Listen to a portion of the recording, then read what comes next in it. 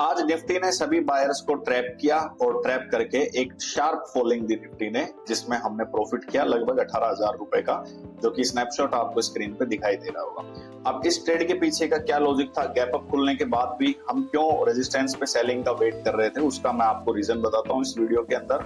और जिससे आपको सीखने का मौका मिलेगा कि कैसे हम सिंपल प्राइस एक्शन के साथ में मार्केट में ट्रेड कर सकते हैं और प्रॉफिट्स को जनरेट कर सकते हैं यहाँ पे।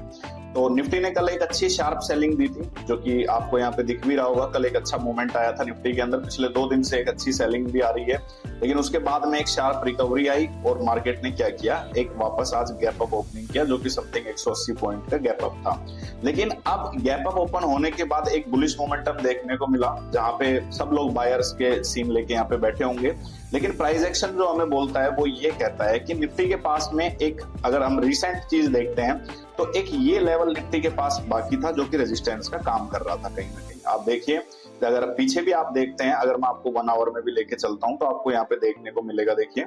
ये एक इंपॉर्टेंट जोन है, जो कि क्या कर रहा है, बाय का एक काम कर रहा है। देखिए यहाँ पे जब लास्ट टाइम मार्केट आया था तो यहीं पे ही सेलर्स को ट्रैप करके और वापस एक बाय मूवमेंट लिया था, इसलिए ये हमारे पास इंपॉर्टेंट मूवमेंट था। तो निफ्टी ने कल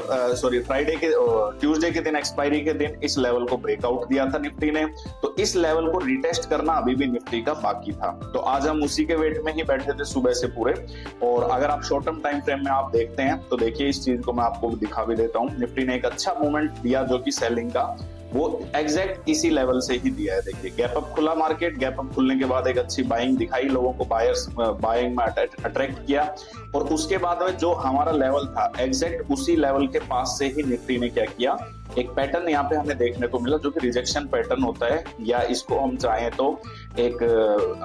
इसको हम बियरिश हरामी पैटर्न भी बोल सकते हैं, या पियर्सिंग पैटर्न भी बोल सकते हैं, या फिर रिजेक्शन भी बोल सकते हैं, कि रेजिस्टेंस से रिजेक्शन लेना। क्योंकि यहाँ पे एक मोमेंटम हमें दिख रहा था, जो कि इस तरह से निफ्टी ने दिया था।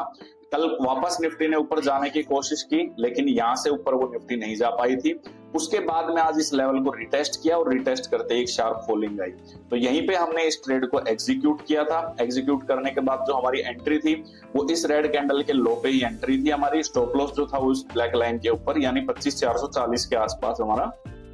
स्टॉप लॉस था, और जो टारगेट था वो था कल का डे क्लोजिंग, यानी कि 25,170 का जो लेवल था वो हमारा टारगेट था इसके अंदर। अब जब मार्केट ने चलना स्टार्ट किया यहाँ पे, तो एक अच्छा फॉल यहाँ पे हमें पूरा देखने को मिला। लेकिन ये जो कैंडल यहाँ तक आई थी, जो कि ये लेवल हमें दिख रहा है यहाँ पे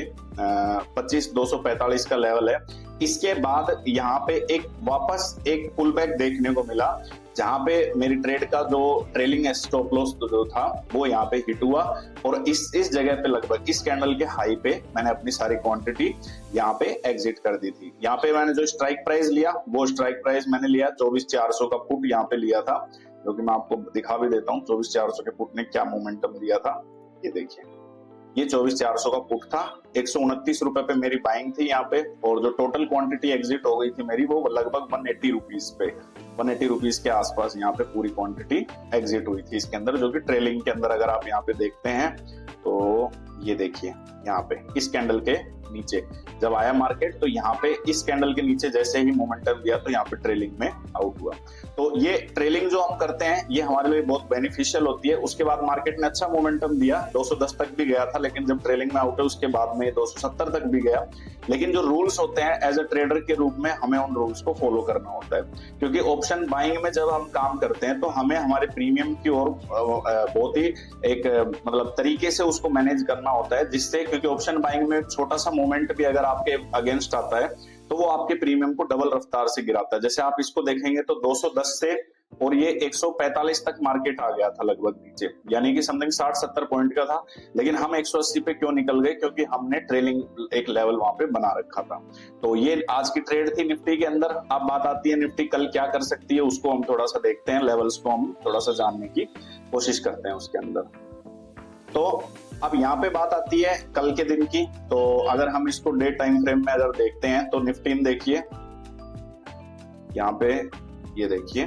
एक डोजी पैटर्न कल बना, जिसमें मैंने आपको बताया था कि अगर इसके ऊपर मार्केट निकलता है, जो कि कल के डे का हाई था, तो आज गैप अप ही खुला मार्केट, गैप अप खुल के एक ऊपर आया। लेकिन जो अच्छी बाय जो हमें देखने को मिलेगी वो कहीं ना कहीं हमें इस लेवल के ऊपर देखने को मिलेगी, जो कि 25,500 के ऊपर अगर मार्केट निकलता है तो हमें एक बाय अपॉर्चुनिटी देखने की कोशिश होगी वहां पे। लेकिन उससे पहले जब भी मार्केट ऊपर जाता है तो हमें सिर्फ सेलिंग की ही सोचना है, यानी पुल बैक के ऊपर हमें सेल करना है वहां पे, उसके अलावा कुछ नहीं सोचना है। और एक अच्छी सेल अगर देखने को मिलती है तो अगर हम इसको 1 आवर में देखें